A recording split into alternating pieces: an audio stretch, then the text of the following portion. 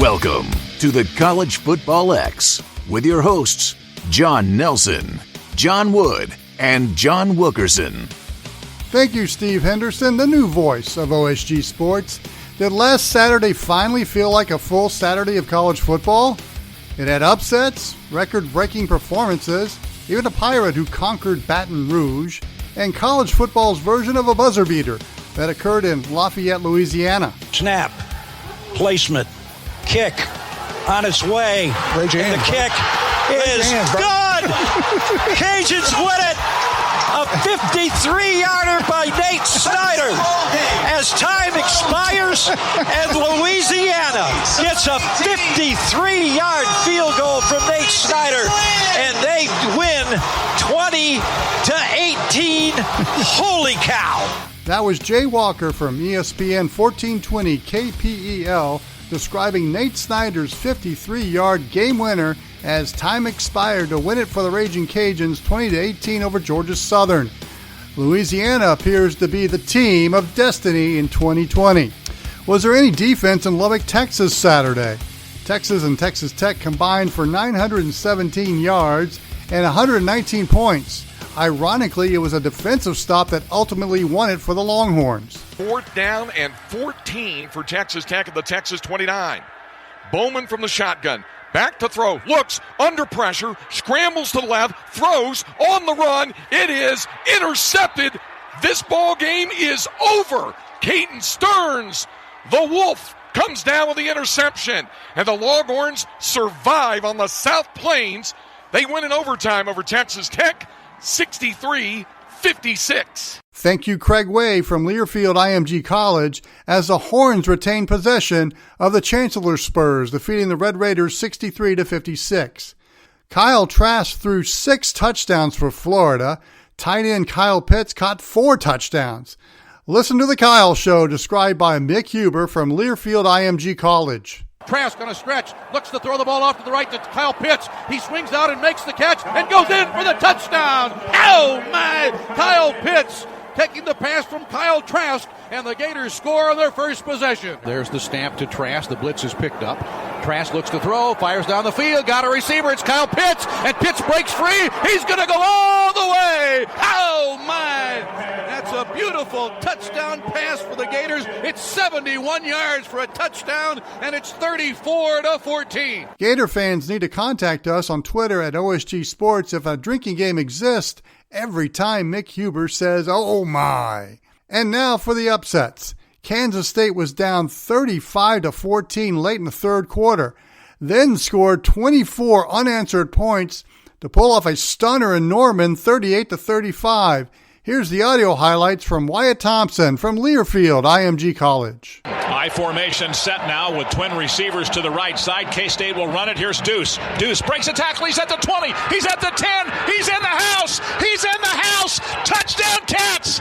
K-State right in this ball game with 8:17 to go. They have a chance to tie it with the extra point. It's 35-34. Blake Lynch missed a couple in 3 tries 2 weeks ago, but he's been rock solid in his career. Here's the kick. It's got a chance, and it is good from 50. K-State has the lead with 4:32 to go. It's 38-35. 41 seconds to go. Here come the Cats. Rattler under some pressure. Fires, and it's intercepted. It's intercepted by the Wildcats. Jerron McPherson with now just 34 seconds to go. Oklahoma does not have a timeout. There's a knee for Skylar Thompson. Kansas State is going to do it. They'll mark off the final 30 seconds of the game, but the team's heading to the middle of the field, and the Wildcats have won at number 3 Oklahoma. Wow, what a victory. What a victory. K-State 38 and the Oklahoma Sooners 35. And Wyatt Thompson is here on the College Football X. Now, Wyatt, I listened to the K-State radio broadcast Saturday while watching the game, and it's kind of a quirky thing I do, but your excitement level, especially in that fourth quarter, that reached an 11 on a scale of 10. That fourth quarter for the Wildcats was one for the ages on both sides of the ball. Well, it really was, and I think you could even throw special teams in there too, John. It was just an amazing effort, I think, and a gutsy effort by the guys. going back 2 weeks to the opener, you get upset at home by a good Arkansas State team, but it's a game you're supposed to win, and you don't. They made some mistakes in the game, didn't play all that well, to take nothing away from Arkansas State. So going into Oklahoma, knowing that K-State was going to be short, as an example, on some players with COVID and contact tracing and all of that, Oklahoma's a 28-point favorite. Why would you spend any time at all thinking you have a real good chance? And as the game went on, especially, as you said, in the second half, and K-State just inched a little closer and a little closer, you're going, hey, why not? And so, yeah, I'm not going to lie, I was pretty pumped up. I also saw a quote that in the halftime locker room, quarterback Skylar Thompson reminded his teammates that they were overlooked, unappreciated, and have been slept on and not given a chance. So what a second-half response. And, boy, does that just show a great example of his leadership skills. You said that perfectly from my perspective. Skylar has it's been an interesting year and career for him because I would tell you, in all honesty, he takes a lot of criticism from our fan base, and sometimes I don't understand a lot of it, to be honest. I think he's one of the better players to play here in the last 15 or 20 years. Is he the best player? Well, probably not, but we've had some pretty good players in that time. But what I appreciate about Sky is he's all in as a team guy. He does everything the coaches ask for, whether it was back to Bill Snyder, the legendary head coach here, or Chris Kleiman from the day he walked in. He's all in that way. And, I mentioned that it was a gutsy performance, and I think it starts with Skylar just because he had hurt his groin in the Arkansas State game and gutted through it, and then in this game was struggling with his right calf and still rushed for 3 scores, threw for a career-high 334 yards, and kind of willed his team to victory. It's at some level, I think, there, even if you are against Skylar or have been critical of him, you'd have to say in this particular day, that was a pretty good day at the office. Well, I will say I have a new favorite player in college football, and that's Deuce Vaughn. I love to watch that kid play. You're not alone, and I'll tell you why.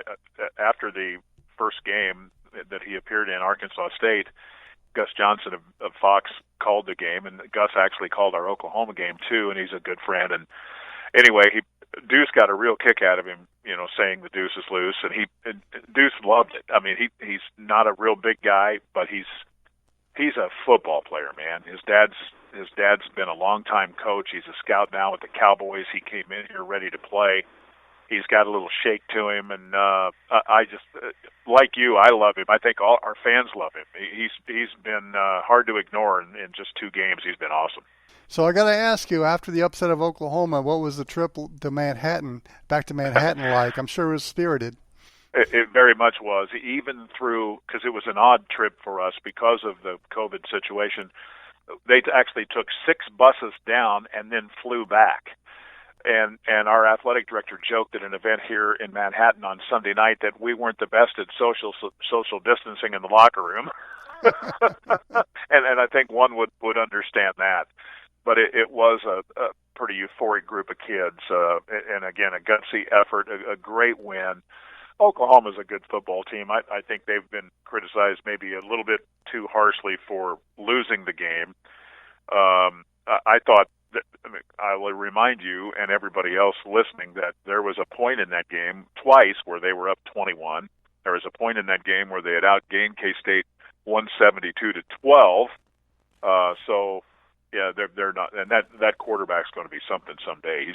That was just his first Big 12 start. So. They're still pretty darn good. We're talking to Wyatt Thompson, the voice of the Kansas State Wildcats here on the College Football X. And, of course, reality sets in afterwards. You got Texas Tech next. And you saw the numbers they put up offensively against Texas last week. And that offense is designed to do that. Obviously, the K-State defense is going to be on alert. But what are some of the keys that need to happen for K-State to be successful? Well, like any time when you play Texas Tech, you have to respect their ability to throw the football.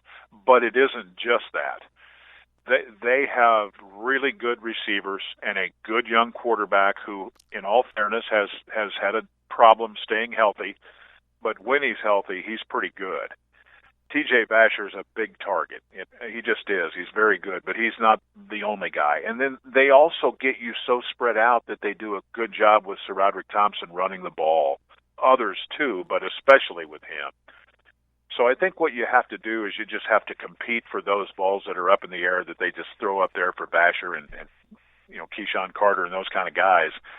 But the best way to defend them is keep that offense on the sideline. And so for me, with a young and improving offensive line, I want to see K-State continue to get better at running the ball. They were better Saturday against Oklahoma in running it, but not where they need to be yet. And I think they're going to have some balance in the offense. They haven't turned the ball over yet, knock on wood. They've forced several. I think you just kind of keep doing that kind of thing. You give yourself a pretty good chance. But there's no guarantee, man. This is a Big 12. It's hard. So, Wyatt, tell our audience where we can hear the broadcast.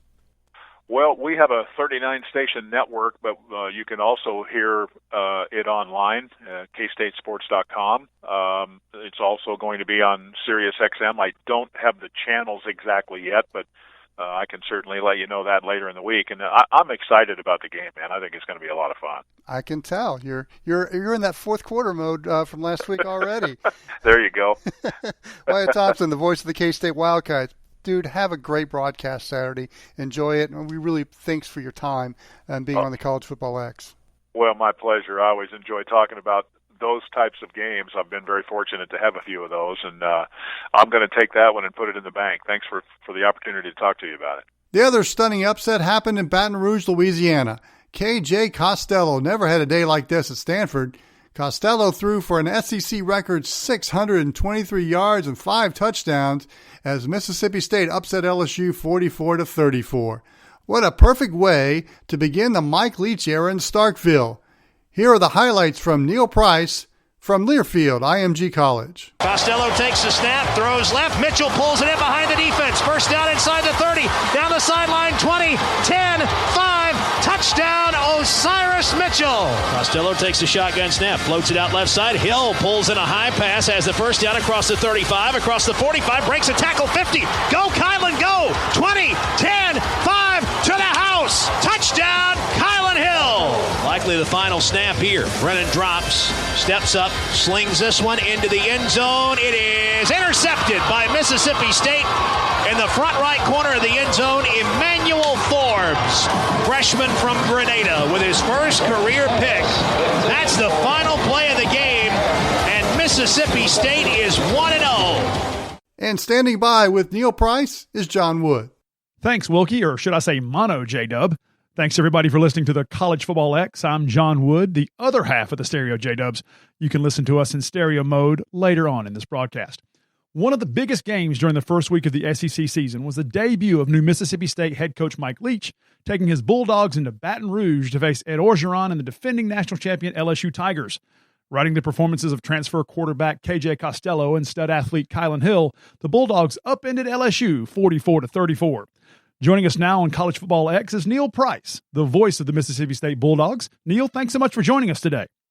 Glad to be here. Thank you. First of all, congratulations on the win. Tiger Stadium in Red Stick is always a tough place to go in and play. Take us through the emotions you guys were feeling up in the press box as you saw Hail State hand Tigers the loss to begin the Mike Leach era. Well, I think there was a little bit of surprise from a standpoint of we all went into it thinking State's offense had the capability to move the ball just because that's what Mike Leach has done everywhere he's been. So, everybody thought they're going to move it, but, Ed Orgeron had come out earlier in the week and said that he felt like with Bo Pelini running LSU's defense again, that it was better going into the season than it was at any point when LSU was putting together that 15-0 national championship run last year. So you're thinking, okay, if that's true, this is still going to be a pretty tall order.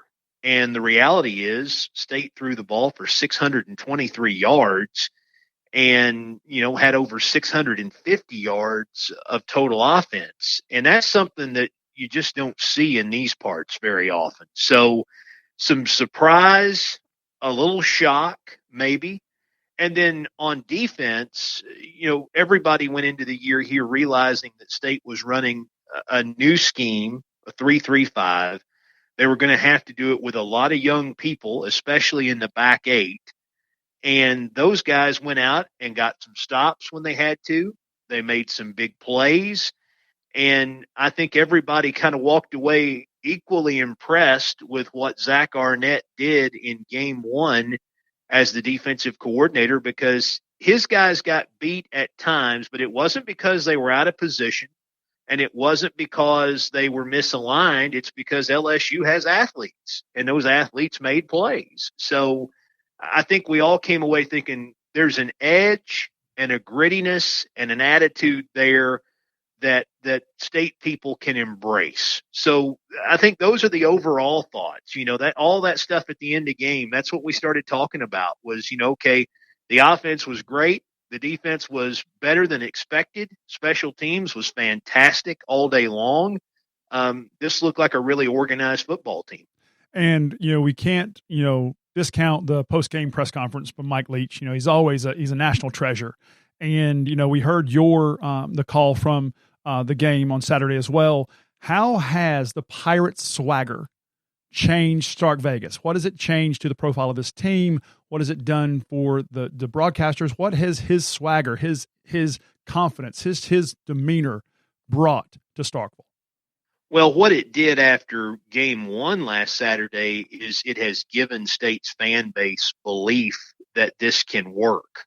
That's the biggest thing. Beyond that, there's obviously some entertainment value there, because what I'm learning is something that the rest of the country has known, I think, for a long time, that this is a guy who speaks his mind. And I find that very refreshing, because I think in this day and age, especially in college athletics, there's so much focus on recruiting and appealing to a certain audience in recruiting that coaches are very measured in how they do things. They're measured on social media in trying to, build their brand there. And Mike Leach is the exact opposite of measured. And I think it's great. So, the comment after the game to Jamie Erdahl of CBS, we played LSU this week because the Packers and the Chiefs and the Patriots all had people scheduled, what did you think about your team's performance? Well, it was above average. That's great. I just think that, but that's him. He had a great story he shared with me on the radio show Thursday before the game. A lady had asked a question about why he eats a banana on the field before the start of every game. And he said, well, I don't really like bananas, but they're a great source of potassium. And you sweat a lot while you're down there working, so probably good to have some extra potassium because you're going to lose it over the course of the game.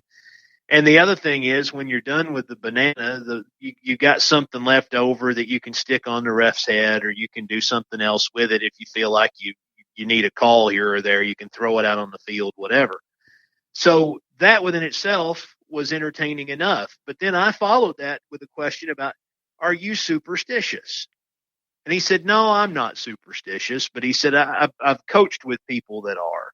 And he talked about being at Texas Tech, and the doctor had B12 shots on a trip. And he said, B12 is good for you. And I figured, probably wouldn't hurt for me to have a little extra. So I took a B12 shot before a game. And Texas Tech won the game. So now he's got an assistant coach who says, hey, you took that B12 shot last week and we won. I think you probably ought to take another B12 shot because this guy's superstitious. And he said what it ultimately turns into after a few weeks is him in the doctor's room in the locker room area with his pants halfway down, taking a B12 shot in the hip or the rear, and a group of assistant coaches huddled in the room for proof that he actually did it to satisfy their own superstition. And you just get this visual in your mind and you're like, yeah, but it's a great story.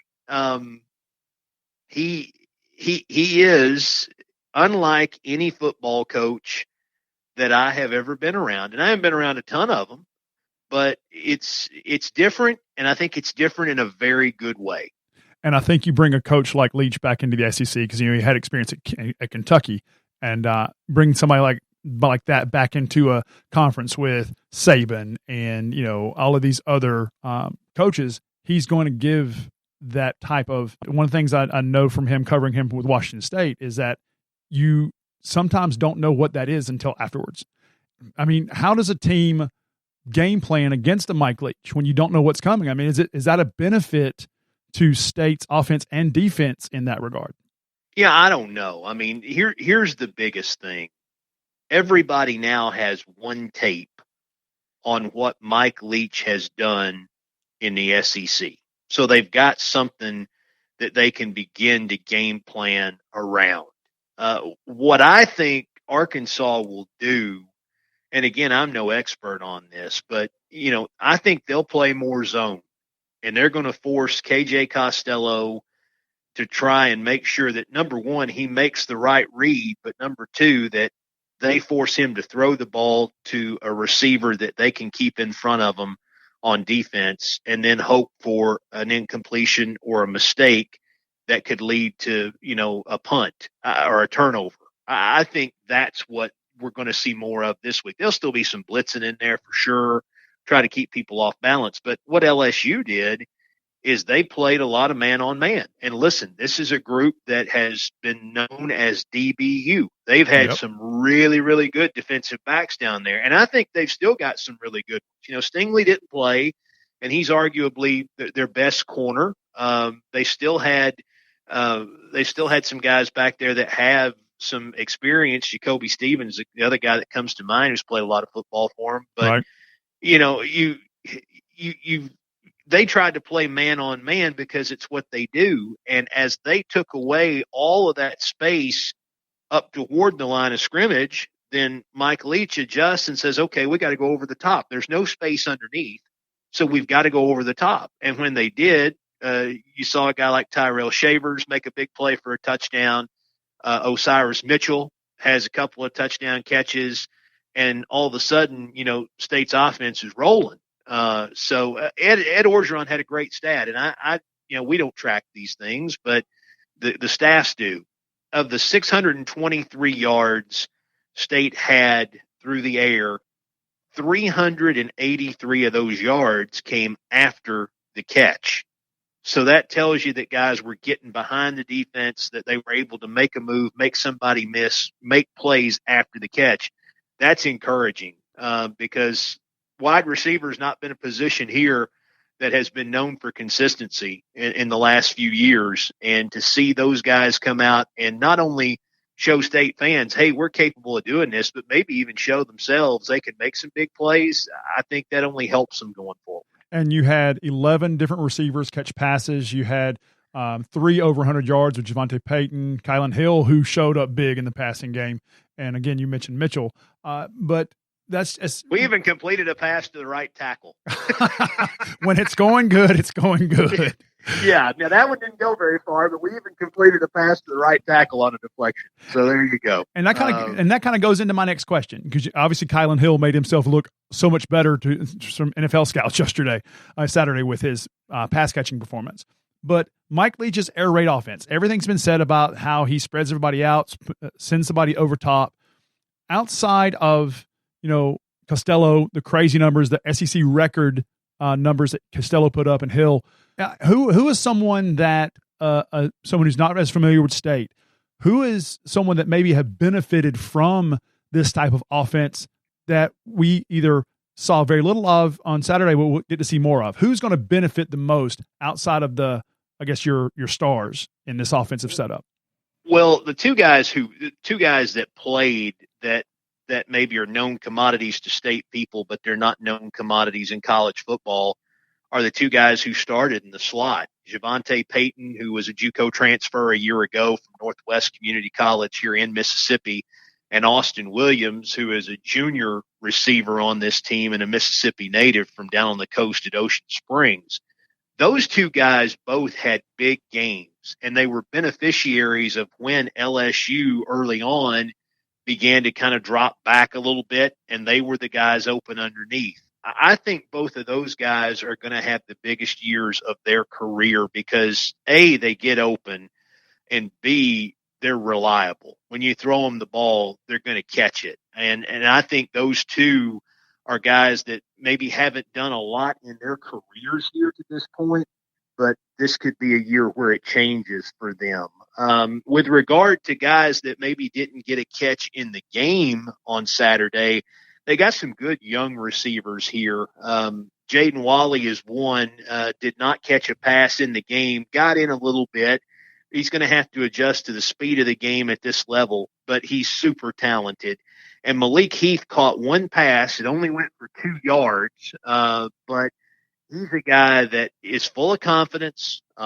He's a junior college transfer, and I think before the season's over with, he's going to be another guy that we're going to be talking a lot about playing out wide because he's got all the skills you need to be successful at that position.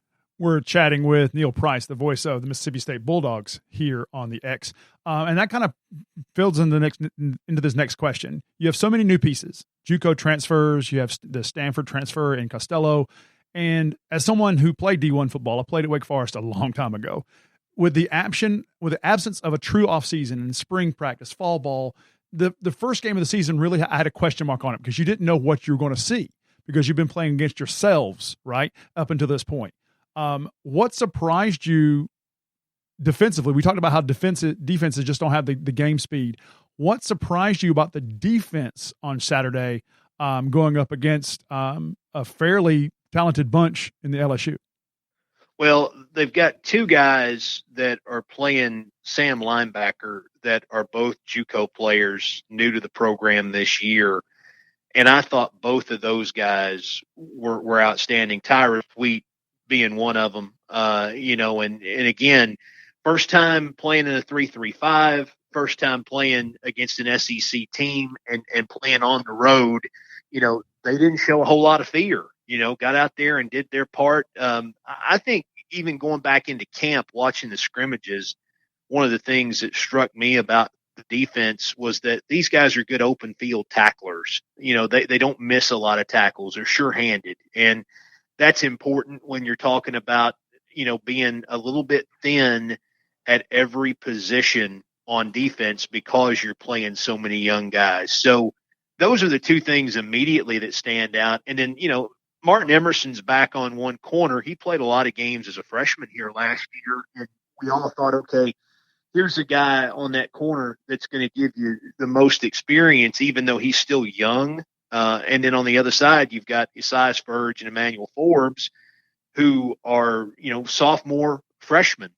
And you just didn't know what to think. And both those guys picked a pass off in the game on Saturday, and they competed. So I think that's all you can really ask for, given that you knew how young that defense was going to be coming in, and you've got a brand new defensive coordinator. If those guys will just go out, line up right, not miss assignments, be sure-handed tacklers. If they can do the basics very well and be competitive, people here I think are going to be happy with that. They're going to understand that there are growing pains.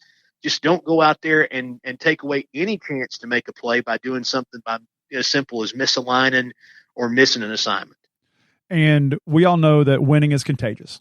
And it takes a few wins. You get together and you start feeling that momentum. Talk about the relationship between Leach and these players. What to this point, what's the relationship like between Leach and like a Costello or some of these other players? What's that like on the field? Well, I think he and Costello and he and Will Rogers, the backup quarterback, and Jalen Maiden, who's the 3rd guy in that quarterback group right now. I think that relationship is pretty tight because Coach Leach is going to spend a lot of time in practice working with those guys and developing them, and then I think the rest of these guys love playing for him. I know the wide receivers love it because a lot of if you look back in Dan Mullen's tenure here, they threw the ball some, don't get me wrong, but wide receivers were downfield blockers for the most part, a spread offense where they ran the ball. Right. And, they weren't getting the ball thrown to them where they had opportunities to make a ton of big plays. That's not the case here. Now, I mean, there's some blocking involved. They're asking guys to block out on screens and do some things like that, but you're going to get a chance to catch football if you'll get open and find a way to show that you're reliable when they throw it to you, and then you're willing to make a play once you catch it. They're going to find opportunities for those people, and they're running 8 of those guys in there on a pretty consistent basis, just rotating them in and out. So there's plenty of opportunity for guys to play. I think that's the most exciting thing about the offense is those guys know. And then, you know, on defense, same thing. You know, I mean, you've got a brand new coaching staff, and it doesn't matter what the depth chart said before those guys got here. If you'll go out and work in practice, they started this whole thing in the fall with a clean slate. Everybody was on a level playing field. Go out and earn a spot. And Zach Arnett has said many times, it's not real hard. We put the tape on after practice. We evaluate who made plays, and those are the guys that move to the top of the depth chart. Simple as that. So I think that these guys understand that. And by all accounts, the players really have enjoyed playing football with one another. And Mike talked about that in a press conference a little bit on Monday of this week. And he said, I'm not sure if the work ethic and the chemistry has been what it's been because these guys realized that there was a chance not too long ago that all of this might have been taken away from them with circumstances that they couldn't control with COVID. And now they've got an opportunity, and maybe they're trying their best to get out here and work as hard as they can to make the most of it. But he says it's one of the hardest working groups he's ever coached. And I don't know as a head coach if you can pay a team a much bigger compliment than that. And you brought up COVID, and I've got to ask at least one question. Starkville's about 4.5 to 5 hours from Baton Rouge. How did the Bulldogs handle the travel down to Louisiana, the testing, and all the other SEC precautions and procedures that have been put in place? How did that go traveling in? Because this is your first major traveling in this age of COVID. Well, the team, you know, it didn't really change. Other than the testing, nothing's really changed for them. They flew down on Friday, so they're there in 45 minutes or an hour from here, and they're in a hotel. They still had their meetings just like they always have. They went to a movie, and then they came back and had curfew and got up and went through whatever meetings they may have had early on Saturday morning, any kind of walkthrough they might have had in a hotel ballroom or outside, and they went and played the game. So that part was largely unchanged. The travel party is smaller now, and that's mandated by the league. You still get to take the same number of players on the road, but now it's only essential personnel. So the only people on that charter are people who are playing, coaching, members of the medical staff and training staff. There are 2 media relations members that go. And I think that, you know, creative video, they get a couple seats. And that's the essential party. And then those of us that are in radio in the SEC this year, we're all driving or flying commercial until things kind of return back to some semblance of normal. So, and I think that's how it's going to be for the foreseeable future, you know, with regard to how the team travels. But I don't think those guys know that there was anything really that different than what they had done. Those who had been here for a few years, I think, other than the testing, it probably was like a regular road trip for them. Get on the bus at this time, ride to the airport, get on the plane, fly to the destination, get off the plane, on the bus, get to the hotel, go to work. You know, I think I don't think much has changed in terms of how they're going about what they do. And that's one of the things, you know, we're all glad to see football back, some semblance of normalcy. And I think there's something to be said to keep that consistency in place to make it seem like, hey, it's just another road game for us. So, yeah, I mean, anytime you can do that, you know, players and coaches are creatures of habit. Yep. You know, I mean, they need structure. They live with structure. So, yeah, I think that to them, it does have some semblance of normalcy to it. It's where it's really different is it's different for fans.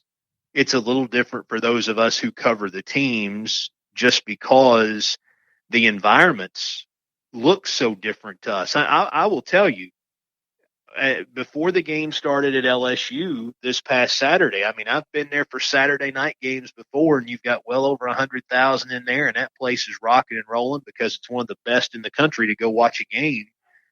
And there were 21,000 people there, 21,000 plus. There was no band on the field before the game. LSU ran out of its tunnel, and when they came on the field, it was them and Mississippi State, and that was it. And it's just like, okay, this is different. The captain's meeting is usually 4 or 5 guys. It was 2 guys, one captain from each team and the referee, and that's it. And you're thinking, this is different. So from that standpoint, visually, it's a little jarring. But once the game started, it's football. And it felt very much like a competitive, high-intensity SEC game, things that we've seen play out here, at least in my seat, for 3+ years now. It didn't feel a whole lot different than that from the competitive standpoint. We've been joined on the X by the voice of the Mississippi State Bulldogs, Neil Price, talking about Hail State and everything happening in the Mike Leach debut. Neil, thank you so much for your time today and for the window into the world of the Pirate and for breaking down the Bulldogs for us. No problem. Glad to do it, John. Stay tuned after the break for our Rivalries and Trophy Games segment, talking about the battle for the belt between South Alabama and Troy. We'll even talk about the Deep South's oldest rivalry between Auburn versus Georgia. Many more games coming up after the break. You're listening to the College Football X on the OSG Sports Podcasting Network. Like the voice you're hearing on this podcast? It could be on your production too. Just go to goodpipesvo.com. That's goodpipesvo.com and reach out to Steve Henderson on the Contact Us page. Go to the website, click on the Contact Us page, and then see what Steve's Good Pipes can do for your upcoming project. What makes college football special? It's the Rivalries and Trophy Games. From Bedlam to the Old Brass Spittoon, you are listening to Rivalries and Trophy Games on the OSG Sports Podcasting Network. And we begin the Rivalries and Trophy Games segment with the oldest rivalry in the Deep South. Auburn and Georgia meet on Saturday. Chris Mooneyham from 680 The Fan, the official sports talk station of the Georgia Bulldogs, joins me. And Chris, this is a colorful rivalry. Who can forget back in 96 when Robert Baker almost got snipped by Uga. And a few years ago you had the prayer of Jordan-Hare. So this is a colorful rivalry. Vince Dooley told me years ago that it's a rivalry that's basically feuding cousins. Do you agree with that?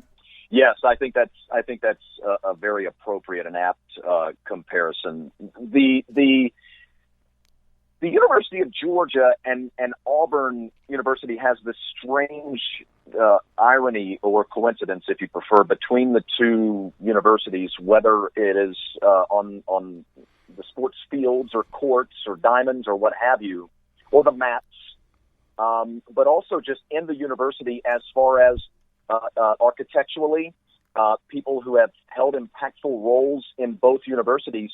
It's very strange that they have connections to each other. You'll have deans that have gone to Georgia and now work at Auburn. You'll have just any number of situations like that, comparisons like that, people that will work at Auburn and have strong ties to the University of Georgia and vice versa. And, of course, everyone knows the story of Pat Dye and Vince Dooley, both who coached the opposite schools in which they played. So that's the most famous of the examples. It's a burning, hot rivalry. I don't think, though, in many ways there is that there's not that hate that there is with some other rivalries. For Georgia, that is certainly more the Florida series, and obviously for Auburn, that's more the Alabama series. Well, it's interesting that this rivalry started in 1892 when they played a game at Piedmont Park. Can you imagine if that happened today? That's exactly kind of amusing. Right. And I'm a big sports history geek. I've gone there and taken some pictures because you can find some sketches and some old archives here in the state of Georgia that someone took of that game, or maybe it was the second game that they played there, something like that. They played this series in Albany before as well. I think they played it in Columbus a few years as well because they felt like that was a nice Central Point or whatever. I think they even played it in Atlanta. Well, from 1930 to 1958, this was a neutral site game in Columbus. Yeah. There's just so many interesting dynamics of this rivalry. One of them being this is the first time since 1936 that Auburn and Georgia are going to meet outside of the month of November. We always think about Auburn and Georgia with the Christmas of the November air, either between the hedges or down at Jordan Hare. But it's going to be a little different, although I think the weatherman's going to give us a little chill in the air when I look at the forecast. Yeah, you're absolutely right. We are actually going to get here in the state of Georgia a little bit of a chill for this ball game, kicking off at 7:30. By the way, on Saturday the 3rd. And I'm interested about the ball game, that feel of playing early season for numerous reasons, one of which being the lack of practice time, playing time, COVID-19, obviously all of that. This ball game does always serve as that turning point for those of us in the South in the holiday season. And of course, there'll be no call from Scott Howard, who's now the play-by-play man for the Georgia Bulldogs. He will not be saying the sugar falling from the sky, as Larry Munson once did, because they're playing the ball game early in the year. This was something that Georgia wanted, in particular, Kirby Smart. Auburn went back and forth on the decision. It was once thought that Georgia was going to back off the decision to play the ball game early. But now here we are, after some minutia and some jockeying, here we are playing on, early October, but it'll be even earlier starting next year. Auburn, of course, coming off a win over Kentucky. Georgia went to Fayetteville, Arkansas. Offense struggled, but found its way in the second half and with an impressive win over the Razorbacks, a rebuilding program. I look at the depth chart for Georgia, and you look at the quarterback depth chart, and it's, basically close your eyes and point. Obviously, Stetson Bennett looked really good against Arkansas. You would think he would deserve the start, but now that JT Daniels is in the mix, Georgia's got a decision to make. Yeah, I'm going to tell you, John. I think, and this is going to sound wild, and I'm not, I'm only about 60-40 on this comment. Okay, I'm not jumping up on my soapbox or the podium and sticking my flag in the ground on this next point, but I think this job, in some ways, is Stetson Bennett's job now to lose. And I know that'll surprise some people, but look, I don't think DeJuan Mathis is ready. I didn't think he was ready for the moment before. You and I have talked about that. Right. He's a redshirt freshman guy. He was always a raw talent. There have been some misleading information out there. He was a regarded and rather highly regarded recruit coming out of high school, but Mathis wasn't a lock to be the star player at the collegiate level. He was raw, needed to work on his accuracy, needed to bulk up, blah, blah, blah. And he is a redshirt freshman in this Dogs organization. I didn't think he was ready. For JT Daniels, he may have the best, he has the best all-around tools of the three, quite obviously, but he has the least experience with the playbook. He has the least experience of taking snaps because of his injury. And I've got a feeling that he may have had a second procedure done on that knee. Now, that's pure speculation. Let me make sure to emphasize that. But he had the knee surgery last year. It's been, 14 or 15 months now since that has been done, 13 or 14 months. And he took sparingly took snaps. So I wonder if maybe there was something else that happened for him to be cleared this late. I think that Stetson Bennett is the right guy for this job. He was in the program for 2 or 3 years prior. He left because Kirby Smart needed him to leave so they could get another quarterback in the room because they didn't have the scholarships. And now he's back. He's on scholarship, by the way. That's a big tip of the cap to Kirby Smart to get him on scholarship. He knows this playbook, and he knows this program better than anybody in that quarterback room. I think Stetson Bennett, because of what he can do, and make no mistake, this is no Rudy story, by the way. If you want to talk about that, I'd love to get into that too, John.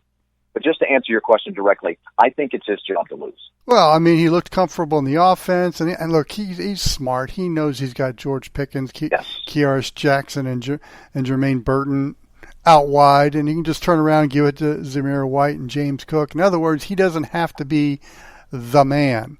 He just needs to manage the game.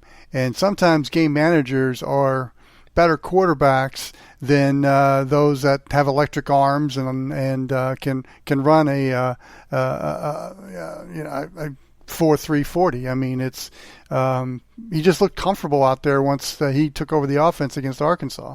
I couldn't agree more, and that's beautifully said. I don't know how much I could add to that. I'll add a little bit. How about this? Again, this kid is not a Rudy story, because I'll emphasize one thing that you said distinctly. He does feel comfortable because this kid has played in some big ball games in his life. He's a highly intelligent young man. He's a composed young man by nature. 20 of 29 in this ball game for 211 and 2 touchdowns. Not a big surprise. A lot of people don't realize. I was talking to a buddy of mine during the weekend on Sunday after the ball game, and he's going on about how great this story could be. And I said, well, you're absolutely right about that, but make no mistake, as I just said to you, John, this is not a Rudy type story. He is only 5'11", 5'10.5" to 5'11.5". He is only about $195. But Stetson Bennett is one of the all-time great career passers in Georgia high school football history. And that says something in this modern age, and it says something because, of course, Georgia is one of the great top 4 or 5 talent-producing states for college football and NFL football across America. He's top 10 in just about every major high school category in this state's history because he's such a composed young man, and he knows what he's doing out there, and he's going to do that. He's not very different from Jake Fromm, as a matter of fact, and that's what he'll provide to Georgia fans. Good Jake Fromm, by the way, for Georgia fans, no matter how long he's quarterbacking this team. On the Auburn side, I've always enjoyed watching Bo Nix play. I think he's a dynamic quarterback. He's kind of prototypic of what you would see from a Gus Malzahn quarterback. And I go back with Gus back to his days at Shiloh Christian High School in Springdale, Arkansas. And he reminds me of a lot of the quarterbacks that he coached in the high school level. But he's going, and I can't wait to see the dynamic of Bo Nix and that Auburn offense against that Georgia defense. That Georgia defense impressed the hell out of me on Saturday. Look, I know Arkansas had a 10-5 lead, and full disclosure, everybody knows I'm a Razorback guy that listens to our podcast. However, I was like, that's nothing. I mean, Rakeem Boyd had no running lanes at all. If he picked up yardage, he was running out of bounds, and they let him. And Felipe Franks really only had maybe one on-target pass, and that was a touchdown pass, obviously, in the first half. Georgia just did a great job of closing down the lanes, and I mean, they're fast, they're strong, they're fundamentally sound. I can't wait to see the dynamic between those two units going at each other on Saturday. Yeah, so right, absolutely right. And remember that last year Nix had was it his highest completion number? It was certainly his highest attempt number, personally, in a ball game. That was against Georgia last year as they were trying to win that ball game. Nix did also lead Auburn in rushing last week. Let's not forget that. Right. They actually struggled to run the football. I don't think they even reached the 100-yard mark, and they averaged right around 3 rushing yards, 3 yards per rush. I beg your pardon.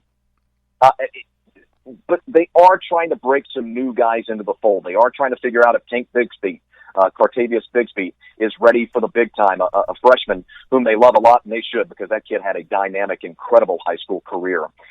I think that I've talked to a couple of Auburn faithful that I know, both of them yesterday, and they said in a way that the Kentucky game kind of worried them, even though they believe that Kentucky is a pretty good team. And I said, well, I get that. I think it's because of the way the game unfolded. Kentucky did turn over the football 3 times, had the punt blocked. They did outgain Auburn in total yardage. They beat them by time of possession, and I know time of possession is what it is, but, I mean, they had a 15, 16-minute advantage in time of possession, had more first downs. I could go on and on. But in the end, I think Auburn has enough talent to where they can make the biggest plays when they need to try to win close ball games, which is what I believe this game with Georgia is going to be coming up this weekend. At most, to me, this is a touchdown ball game, 6.7 points. And I think Bo Nix is in a place right now through his career that he can help lead a team to that exclamation point in a fourth quarter ball game. So what you're saying, this may come down to special teams. Yes, sir. I'm absolutely saying that. And that's something that Georgia has to get figured out. If they believe that this new kid is their field goal kicker, If it's special teams you're talking about on the punt game, they have one of the best. A kid that I believe by the end of this career, by the end of this year, could be one of the best in America in Jake Camarda. As for Auburn, obviously in coverage and getting to punt and kick teams, they've been pretty good so far this year. So that'll be interesting. So how do you see this game playing out? 17-13, 16-10. Yeah, somewhere in there. I think. Yeah, I agree. You know what I mean? If somebody gets to 20, I think your chance of winning at 20 points in a ball game like this is 90%. I don't see both teams being north of 20, in my opinion. Yeah. I guess if you'll press me, I'll go with the Dogs to win the football game. Yeah, this is a grinding Waller in the mud type of game. And I Yes, agree. sir. It's going to be a 17-14 type game. Score might be even lower than that because I just think Georgia's defense is that good. And, and Georgia's offense, let's see, the jury's still out. Let's see how they do with Stetson Bennett behind center if he's a starter on Saturday. I just think it's going to be a grinding type game. Yeah, one big play maybe makes the difference. One big play in the second half, one big turnover. It could be a combination of the two. Look for a pick six. Look for a scoop six. And also look for, remember at half, against Auburn and Kentucky, it was 8-7, and it was 7-5 between Arkansas and Georgia at the half. And I would expect a similar score at the half coming up this week. Well, Chris, tell our listeners what you're doing. Oh, well, you can find me on social media. I'm only on Twitter. I can't even keep up with Twitter. You can find me on Twitter at Mooneyham on Air. That's Moon EY Ham on Air, covering the myriad of sports, or myriad sports, I suppose is the proper way of saying it. You can find me at 680 The Fan. Find me on Extra at 12:30 a.m. and 106.3 FM in the metro Atlanta area. And a frequent contributor to the College Football X. Chris, we appreciate your time. Love being with you, John. Thanks. All right. Now I turn things over to Jon Nelson. Thank you, Wilkie. And it now continues here on the X. And our X Factor this week comes to us from the University of South Alabama, the voice of the Jags, J.D. Byers, hanging out with us to discuss all things South Alabama, the game with Troy, and a belt. J.D., thanks for hanging out with us here on the X. Thank you. Can't wait for the big game. It's time to bring that belt back to Mobile, Alabama. Okay, now my first question is, and I know a lot of folks are asking this as well when it comes to this particular trophy game and rivalry. Yeah.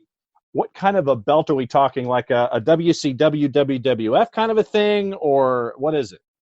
Yeah, it looks it's a big gaudy wrestling style belt. It was the thought of both of the student government associations, the SGAs for Troy.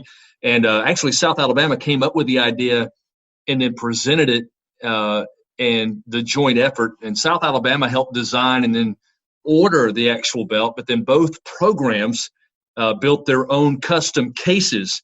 So if you win the belt and it comes home to you, you obviously get to display that. It becomes a recruiting tool. It's, out in your football fieldhouse lobby. And right now it's in Troy, Alabama. They had a pretty good win last year up at Troy. Have you ever worn said belt, thrown it over your shoulders, styled, profiled with it? Is there any visual evidence with you in the belt? Kiss stealing, you got it. Jet plane flying, I have all of those, and taking a few pictures as well. So, the thing is, too, it gets passed around so much. At some point, it may have to be redesigned, rebuilt. Our plan is, and it may make it into the ESPNU telecast Saturday night at 7 nationally, is we're thinking about having it as a photo op opportunity, but under glass in the concourse area at Hancock Whitney Stadium for fans, on cue and orderly with social distancing to perhaps have their picture made with it. What's it like having a new stadium to go into this go-around? Because I know that for the longest time it was at Ladd Peebles, and Ladd Peebles is a part of the fabric and the framework of Mobile. But what's it like to go into your own facility now? Well, I could talk on and on about how nice and modern, beautiful, comfortable. But now, because of what I do, if I was going to be a little selfish, is now, the main facilities for home games are all right here. So the basketball arena, very modern, updated, a lot of suites in there. It seats over 10,000. 4,000-seat Eddie Stanky Field, a baseball park. Just opened an 8,500 square foot clubhouse with a video board, and now we have Hancock Whitney Stadium, and my office is actually in that giant 4-story end zone building on the north side. So I'm literally working at the stadium, and everything's so close. Selfishly, that's what I like. I can get it everywhere kind of quick. Absolutely. Zero wrong with that. Nicely done. Okay, so let's kind of let's go backward before we go forward here and talk about the matchup with Troy this weekend. 1-2 coming into the game this weekend. Starts off with a win against Southern Miss. 9 days later, it was a tough loss to Tulane, 27-24. And then 12 days later, so it lost to UAB by 32. What's been some of your 30,000-foot takeaways so far? Well, the first 6.5 quarters, the Jags never trailed. It was a dominant win at Southern Miss despite being an underdog, and the Jags get that one on the road. Then we kind of find out maybe Southern Miss isn't all that good. But they did have a returning quarterback. So we find out they may not be that good because Tulane, who we had against the ropes, just went and put 66 on Southern Miss again in Hattiesburg. Tulane's one we let get away, had an 18-point lead, but Tulane had really good offensive and defensive adjustments. I think we found out on a hot, humid night, despite being in our own stadium, maybe we weren't as conditioned as we'd like to have been, especially the big guys. UAB, the takeaway there is they're a good football team, and I hate to give them credit because they're a rival, and it's a heated one. But they were in that Miami game despite losing their starting quarterback during the game, and Miami's 3-0. You got UAB with the one loss, and they've looked pretty dominant, and they'll open conference play this weekend as well. They've got a great staff. They got a lot of seniors. But now also having been able personally to look at them and watch Troy against BYU, I think opening conference play against our rival and doing it at home, I really like the Jags' chances in this one. In fact, earlier today, I believe it's a win by a considerable margin. For things to go well for South Alabama, who are the fulcrums that you're looking for? Who's in your spot shadow coming into this game? The defensive line has got to force Troy 3-and-outs. The Troy head coach and I go back. We played collegiately together, so we've known each other for years. Our daughters are active in gymnastics, and we stay in touch. And what I know about Chip Lindsey is when he hits the gas and wants to go tempo, you're going to be hustling. You can't make substitutions on the defensive front, and that tends to gas those guys. And a 9 or 10 play Troy drive for your defense can feel like a 20-play drive because there's no rest, and you can't sub. So some 3-and-outs forced by the Jag defensive front would be very key. Don't allow them to get downhill, get momentum offensively. Don't let them be successful. They're going to score. They're going to get chunk plays and explosives, but get off the field. Otherwise, it can really mean disaster. So then what are the conversations like with Chip during game week? Are there any? Do you guys shut your phones off? Is it texts? What's going on game week with you two? It's mainly the hand emojis featuring one finger, where we wave at each other and stuff like that. We'll keep it family friendly.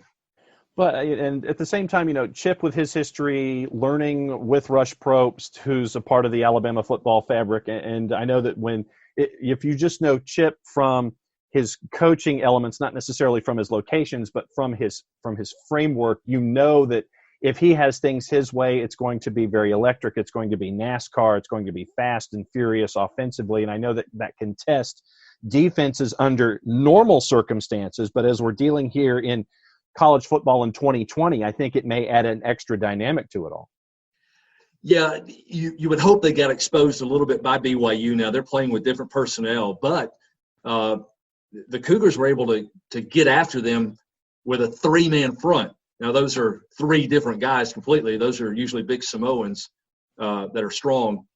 But I think they may have shown some chinks in their armor, hopefully. How South Alabama can exploit that with our personnel, that'll be determined on Saturday night. But, you talk about Chip Lindsey's resume. Steve Campbell, the Jags head coach, actually played at Troy. So it's a special matchup for him as well. He was on a Division II national championship game team there. In fact, the Jags offensive and defensive coordinators were also his teammates on that team. And Chip, you go back, you were talking about the Rush Propst part of his resume. And I know you're very active in high school, and back when Chip was early in his career, but still at the high school level and on that Hoover staff, I was doing some high school up in the Shoals, Northwest Alabama. And on Thursday night, we did what was called the warm-up show. It was a 2-hour, and it covered all the high schools in the area. We did it at the big 5-star Marriott. And Hoover was coming in to play Florence, and they rolled in like a college team. They had the multiple convoy of really nice buses. They were going to stay at that Marriott, which is obviously not the cheapest hotel in Florence. And they get off all dressed the same. And Chip comes over, and he and another one of my college classmates, Kevin Rose, was on that coaching staff. And sitting between them was Jeremy Pruitt. So there were a lot of guys on that staff as assistants for a high school back in the day that have gone on to pretty good careers.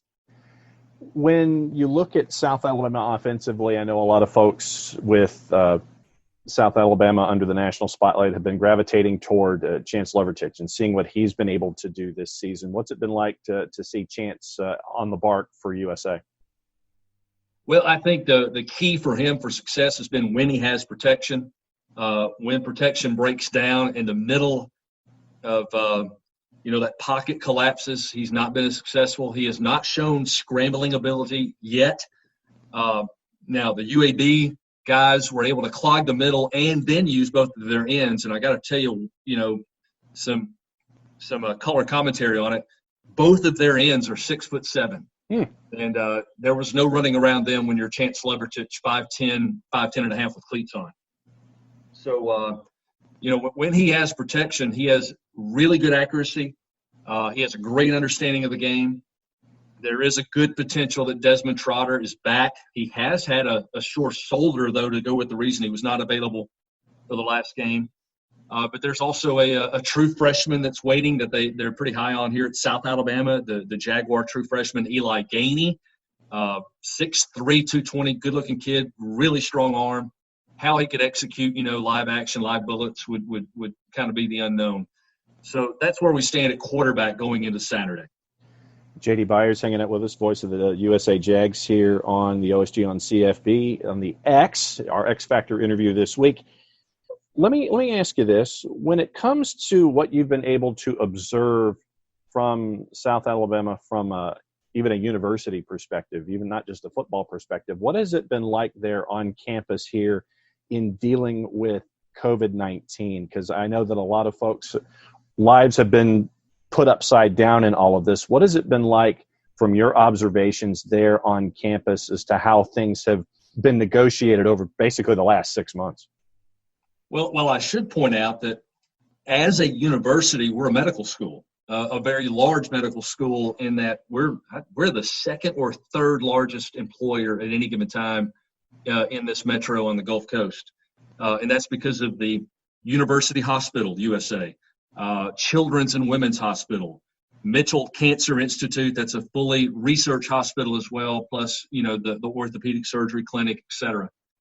So being a medical school has really meant we have to walk the walk. And we've had a really good medical team that's been part of our reentry, the advising, not just for the academic side, but also athletics. The testing has been very thorough. We've tested, multiple times per week for the athletes in fall season, but also at least one of those tests include any staff or administration or coaches that could potentially interact with them on a game day. So that has happened, but also I've been overwhelmed and impressed by the way these student athletes that are, 18, 23, 24 years old have handled it. They've done what they're supposed to do. They take the advisement because it's continual, according to our head coach, Steve Campbell, to remind them it's one thing to come out, practice hard, execute, listen, take coaching, stay strong in the weight room, but to listen to how important it is to mask and distance and stay away from the social life if you want to have football season and have games and not have postponements. Now, you still got the variable of the other team who could cancel on you. But, he's saying, hey, all we can do is what we can do. And right now they tend to be doing that pretty well. All right, time for the blatant promo for everything going on so folks can keep an ear, an eye, a subscription on everything going on there with South Alabama Jaguars football. For the game this weekend, from your perspective, everything else, how do they do it? How do they win? Well, no, how do they keep – how does everyone keep an eye on everything going on? Here's time for your blatant promo. For all the broadcast plans, 7-365, how do folks keep an ear on what's going on with South Alabama? Well, for the fifth straight game, the Jags are nationally televised. And we obviously take that as a blessing, and to be on a national stage, ESPNU, Saturday night at 7. We have a really good radio network. We're statewide across 13 stations. And, that's up in the Rocket City, Huntsville. That's over in the Shoals. That's in Birmingham, Montgomery, over around Sylacauga and Auburn. In the Wiregrass, we're in Dothan, Enterprise, that area. And, of course, a lot of coverage along the Gulf Coast into Florida. So a 13-station network. Also iHeart. And the iHeart app, you just search Sports Talk 99.5, Sports Talk 99.5. But our pregame coverage begins at 5 o'clock Central. That would be 6 o'clock Eastern time for you guys over around Atlanta for the Saturday matchup. We do 2 hours counting down to that kickoff nationally at 7 o'clock Central against Troy. J.D. Byers, voice of the USA Jags, our X Factor interview this week for the OSG on CFB. J.D., thanks for hanging out with us and pulling back the curtain, and may the belt be yours at the end of the day. We need to bring it back. I appreciate you having me on and have the ability to share. Go Jags. When we come back, the X continues. You're listening to the OSG on CFB. Stick and stay. We'll be back in 2 and 2. The OSG app is up and running on your Android or iPhone. Install the OSG app and listen to our podcasts from college football, soccer, and lacrosse. What are you waiting for? Download the OSG app today. One played major college football. The other just thought about playing. It's the Stereo J-Dubs with John Wood and John Wilkerson. So let's begin the Stereo J-Dubs. And we had somebody, J-Dub, that actually wrote on our Twitter page, wanted to know who's the one that actually played major college football and who's the one that just thought about it. I don't know. Should we tell them? I played at Wake Forest in 91 and 92. I ended up walking on at NC State for a little bit, ended up playing several years of semi-pro, and ended up retiring from the Arena League down in Columbus, the War Dogs. So, that would be me who actually played college football. And got to play in a bowl game. I was there. I didn't say I played. I was there. I was in the stadium. But it was the you got the swag. That was the Poulan Weed Eater Independence Bowl down in Shreveport against the Oregon Ducks. So I got to say I beat Ronnie Harris. So there you go. Oh, well, there you go. It's the little things in life, J-Dub. Little things in life. Exactly. All right. So a lot of games to talk about. Hopefully some of these will be played as we record this on a Tuesday. But I want to start with the Big 12. And TCU and Texas, and we saw what kind of offense Texas has, and we also saw what kind of defense they have. So it's in Austin, so you have to like the Horns, and you gotta love Sam Ehlinger. I mean, coming out, it's a noon start. The Horned Frogs are never a team you look past, but Sam Ehlinger, the way he played last week, I mean, I easily say the Longhorns are going to be at least a 10-point victory here. I think it's going to be a slugfest in the first half, and Texas is just going to pull away in the second. Did I even bring up OSU and Kansas? I mean, it's a 30-point win for OSU. I mean, Kansas yet to show up. I mean, we had a true freshman start last week at quarterback. It's just they're still trying to adjust to the Mad Hatter, and we just don't have any recruits. So I'm just not going to watch that game. Well, 3 games in the Big 12 that really intrigued me. Baylor, West Virginia. Yes. And we saw what kind of special teams Baylor has against Kansas last week. And Charlie Brewer is still a really good quarterback. And West Virginia, they're gonna be fundamentally sound. You're gonna get hit hard, and it's gonna be a lot of speed. And I don't know if I want to play this Mountaineer club after a loss. No. So it's going to be interesting to see, because Baylor basically had a practice game last week.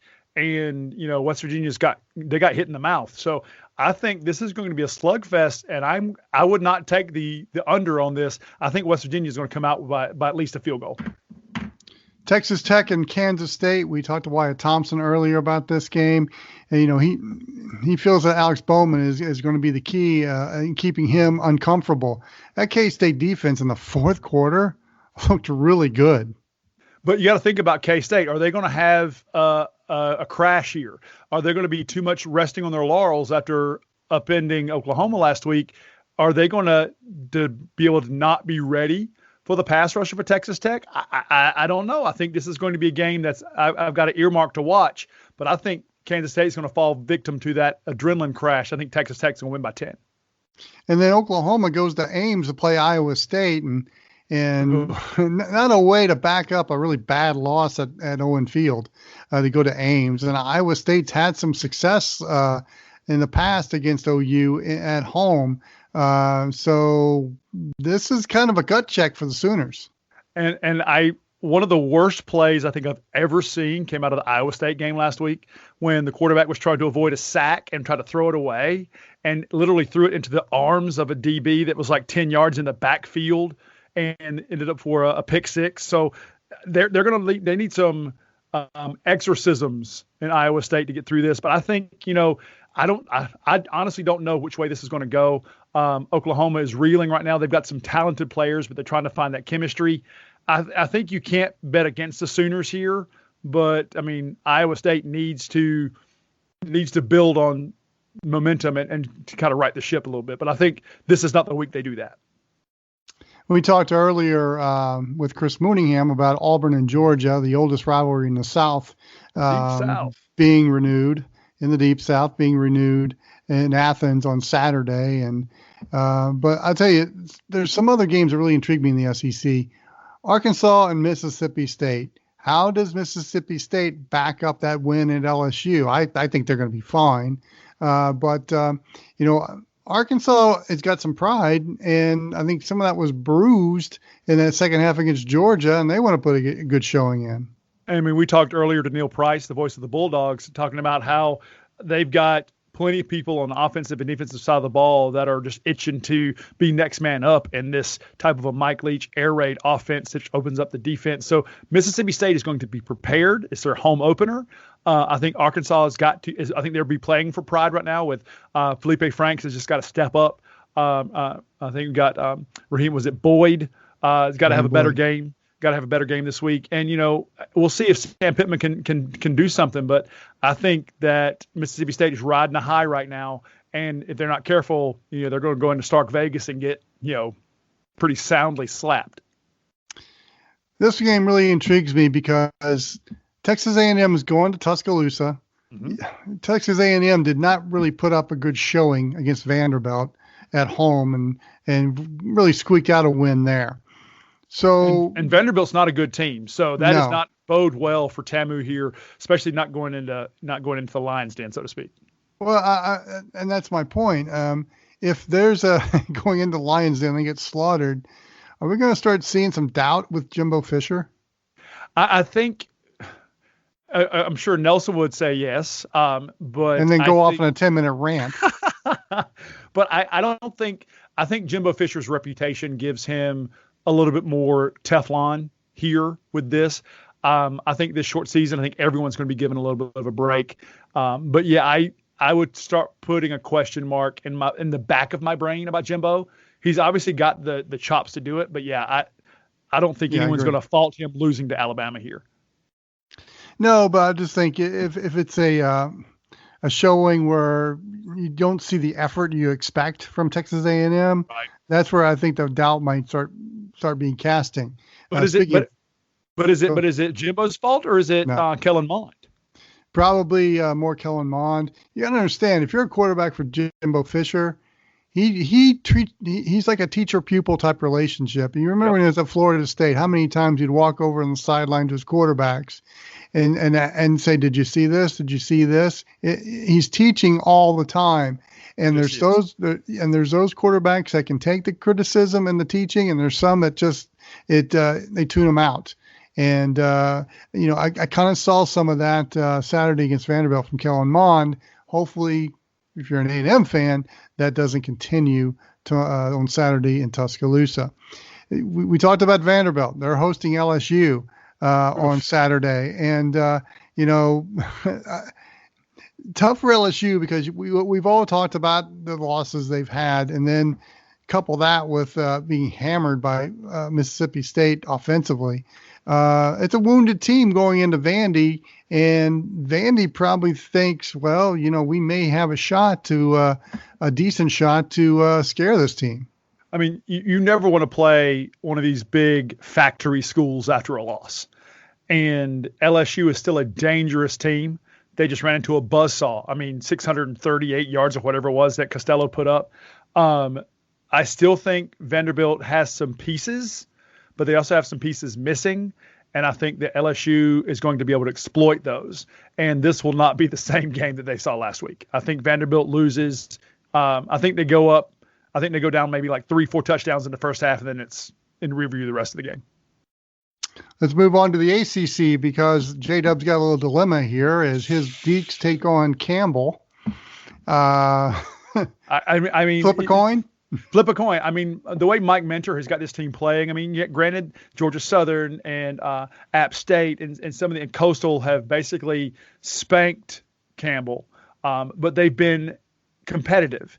And Haj Malik Williams is still the heir apparent in the Big South. He's supposed to be the number one quarterback, first team quarterback in the Big South.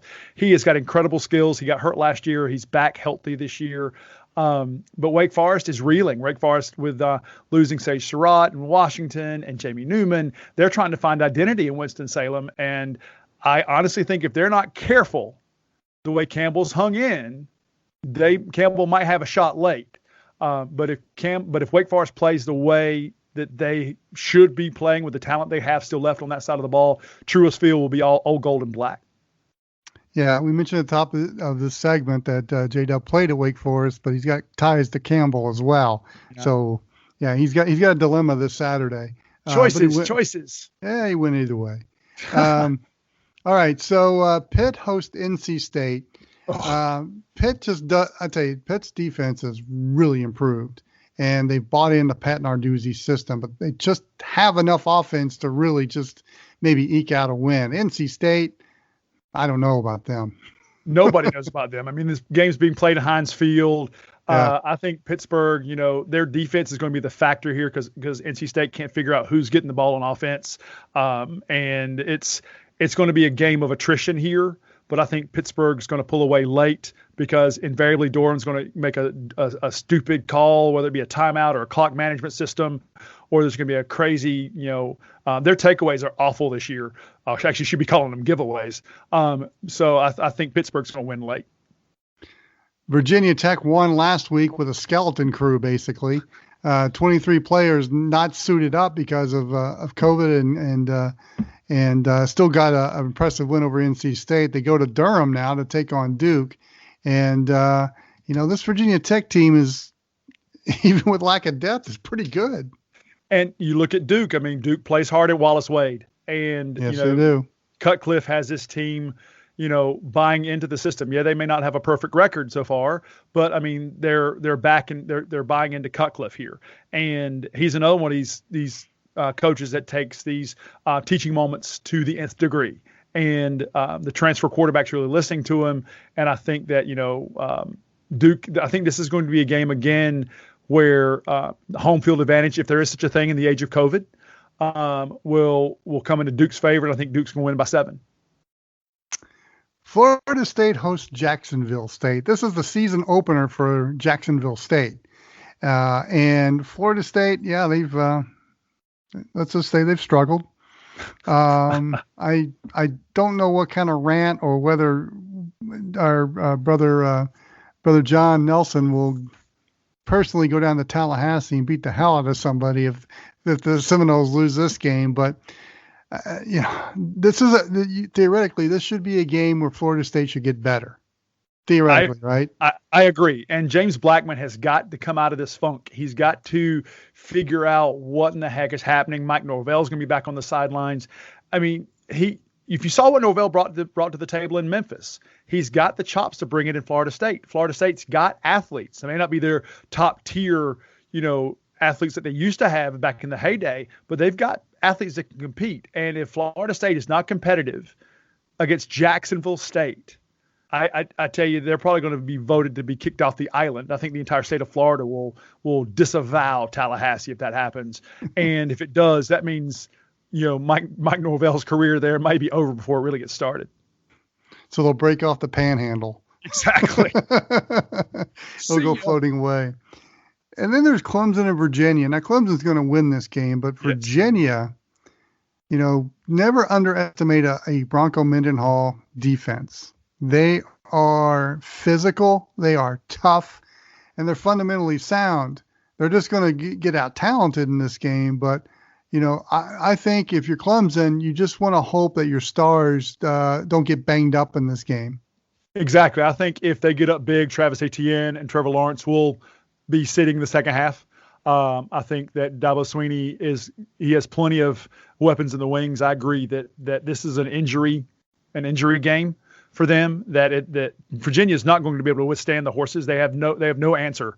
Even Bronco Mendenhall's defense has no answer for Etienne, and they're not going to be able to they can't defend both Etienne and Lawrence. One of them's going to open up.